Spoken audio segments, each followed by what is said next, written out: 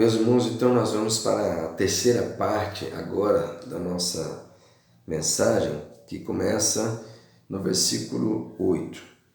Levou-o ainda o diabo a um monte muito alto, mostrou-lhe todos os reinos do mundo e a glória deles, e lhe disse: tudo isso te darei se prostrado me adorares.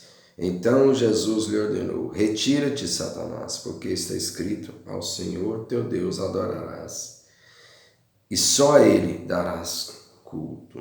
Com isto deixou o diabo, e eis que vieram os anjos e o serviram. Meus irmãos, é incrível como que a palavra do Senhor é tão maravilhosa e nos mostra realmente coisas tremendas aí do ensino de Jesus. Qual foi essa última tentação do diabo? O diabo queria tentar Jesus a fugir da cruz. É exatamente esta é a tentação.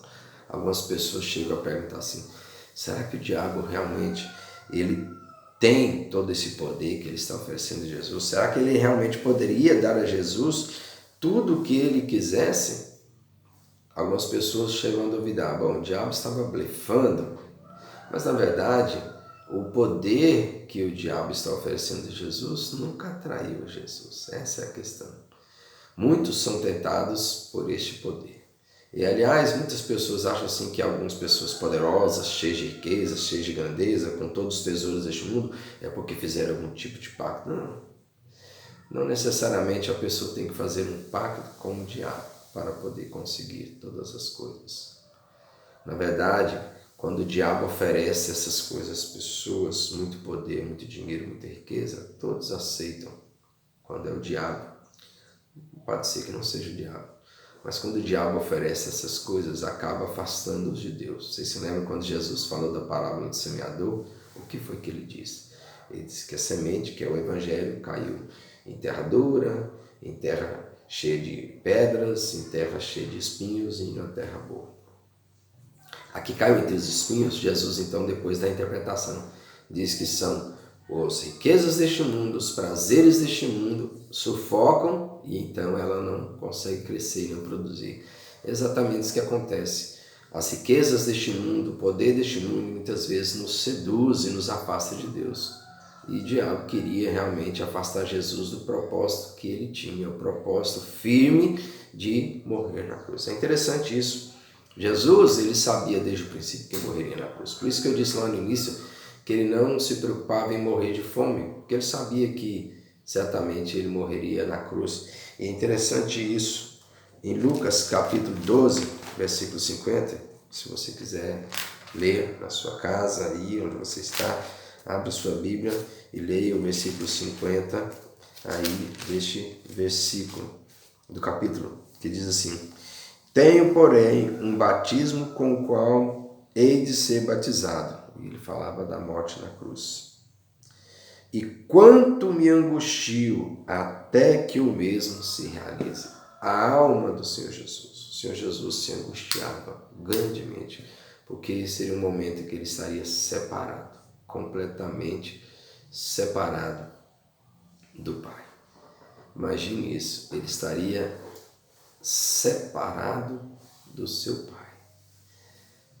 Naquele momento lá na cruz, alguns teólogos afirmam que Jesus ele sofreu a experiência do inferno.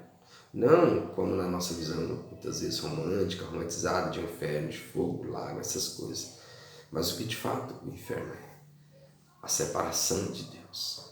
É isso que é o inferno, separação eterna de Deus. Jesus lá naqueles momentos na cruz, por causa dos nossos pecados sendo lançado nele, ele experimentou ali uma separação do Pai, algo que ele nunca havia experimentado, mesmo ele tendo deixado a sua glória e vindo se tornar como nós, mas ele sempre manteve essa comunhão com o Pai. Mas ali na cruz ele experimentou, porque nossos pecados é que faziam separação entre ele e o Deus eterno, o Pai eterno. Então os nossos pecados separaram naquele momento Cristo, o Senhor Jesus, o Filho de Deus, do seu Pai.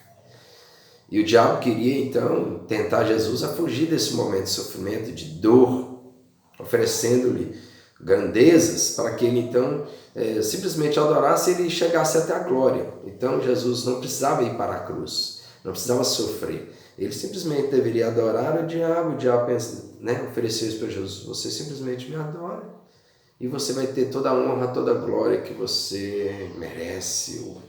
Mas Jesus nunca buscou honra nem glória, ele sempre buscou glorificar o Pai, e o diabo ele estava completamente enganado.